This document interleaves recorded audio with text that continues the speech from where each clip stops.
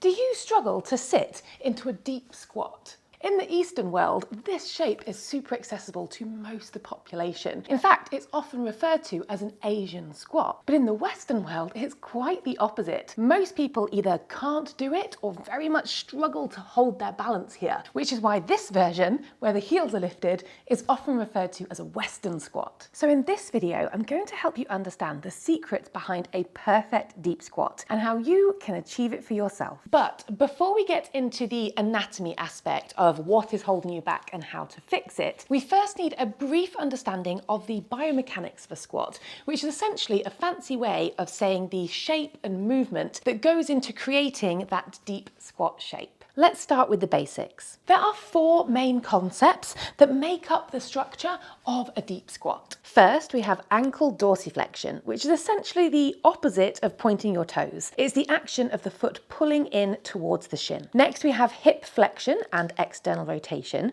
That means the thigh is pulling in close to the torso, hip flexion, and the thigh bone is also rolling slightly outward, external rotation. The knees are in full flexion, meaning the back of the thighs and the calves are in contact with one another. And lastly, and most importantly, our body weight, our center of mass, is centered over the midfoot. So now that we have these basics, let me show you how each of these might be holding you back. It all comes down to that important point number 4, your body weight being centered over your midfoot. When you think about it simply, when you start to squat down, the majority of your body weight is moving behind your center of balance. Your pelvis and thigh bones are huge and heavy, so in order to counteract this shift of body weight, something is going to need to move forward to maintain your center of balance over that midfoot. And how do we achieve this? We allow the knees to travel forward. And what is it that allows us the ability to drive those knees forwards? That's the ankle dorsiflexion,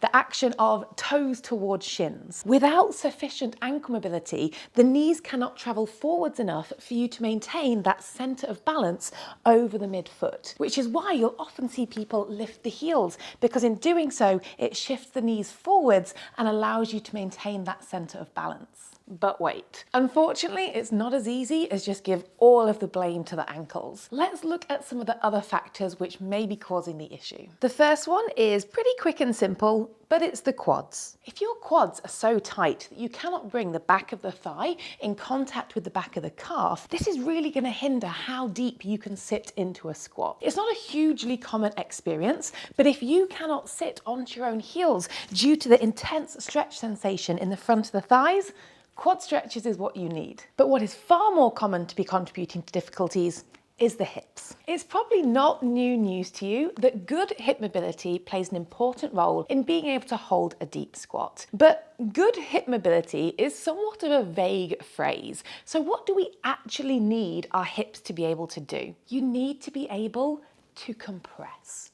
Let's talk a little more about what that means. Compression is the ability to bring your thigh and your torso close together and is the hip flexion component of a deep squat. The things that hold you back from that are 1, flexibility in the glute muscles, but 2, and something that is always overlooked when squat depth is discussed, is the strength of your hip flexors to pull you there. Hip flexors are notoriously weak and tight in so many people due to the amount of time we spend sitting. And so if there is a lack of strength here, the body cannot pull the torso close enough to the thighs, and the result is we fall backwards. If you have long legs, which I do, because FYI, people thought I photoshopped this thumbnail. I did not, that's just the length of my thigh. If you have long legs, deep squats can be even more challenging because those big, heavy femur bones are also long, and that means they're gonna push the pelvis even further out behind you, which means your knees are gonna have to travel even further forwards